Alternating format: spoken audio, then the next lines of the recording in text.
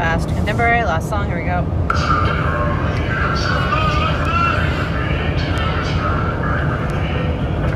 Fun start, I like that vibe. But then you went into a step touch. So make sure, tap, step, tap, step. I'm gonna drill that into you.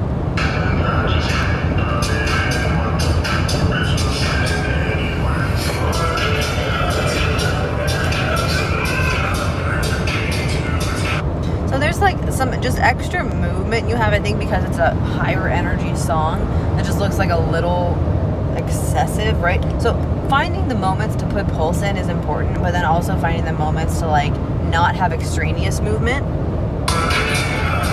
Like there's some like extra movement through your shoulders, right? Which just looks a little bit loud in your body. Let the pulse kind of sit on a volume dial, so you can make it a little bit bigger, a little bit smaller, but in general, not having like one part of the body move more than the other pieces unless you're really trying to do some kind of isolation. Nice. Good collection there.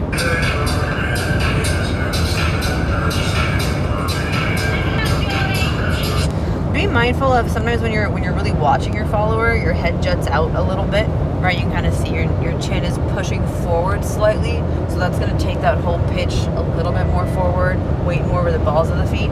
Nothing wrong with the weight being in the balls of the feet, but we want to make sure that you're not kind of out of alignment in your spine.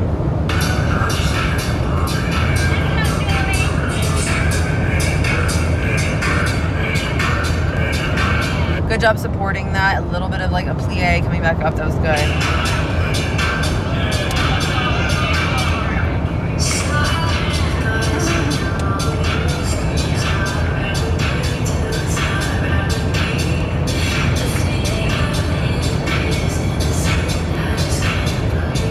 Nice. Just, yeah, checking in to make sure the hips aren't kind of releasing. Like here, that hip releases back on that 3, then it just looks like it's not at all connected to your body, right? You can kind of see the hip just like swings that way, but it doesn't look like it takes any of the body that way with it, except you're putting your weight on that foot, right? But everything here stays pretty much the same.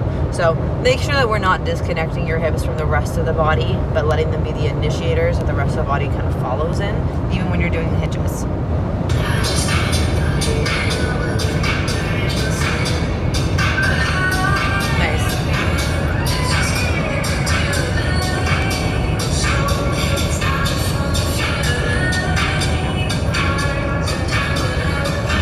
That was a confusing prep. I wasn't sure.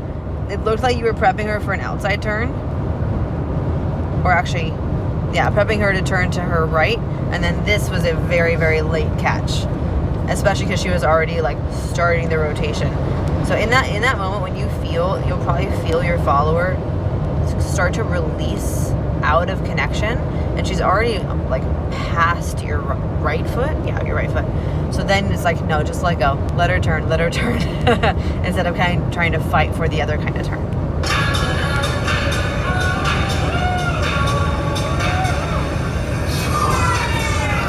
Good job saving it into that phrase change.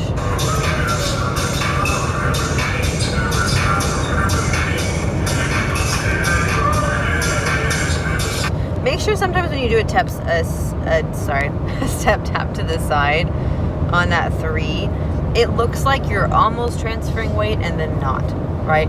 So either don't or do, right? Kind of like right now you're kind of in the gray zone, so it starts to look almost like an error because you're still staying like relatively split. So show like it's a very clear non-weighted action or a very clear weighted action.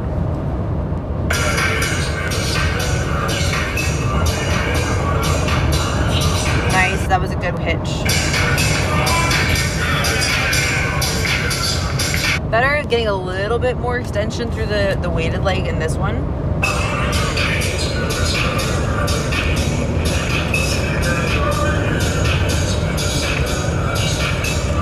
There's that one too. Again, it's mostly happening on your preps.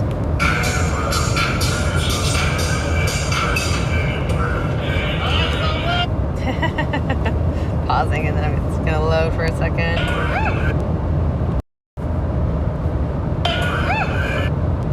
I would say in a moment like this, rather than trying to match your follower, just be like, whoa, that's cool. Because you won't be able to do it as well as she can, right? So it can look kind of a bit silly sometimes when we try to match something that's not totally in our facility. So in those moments, go like nod your head, point, be like, whoa, cool, instead of like, I want to try it.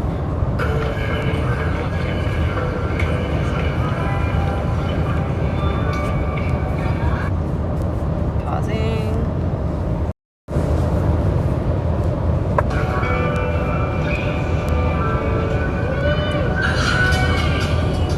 Good job not necessarily attaching triples to that moment.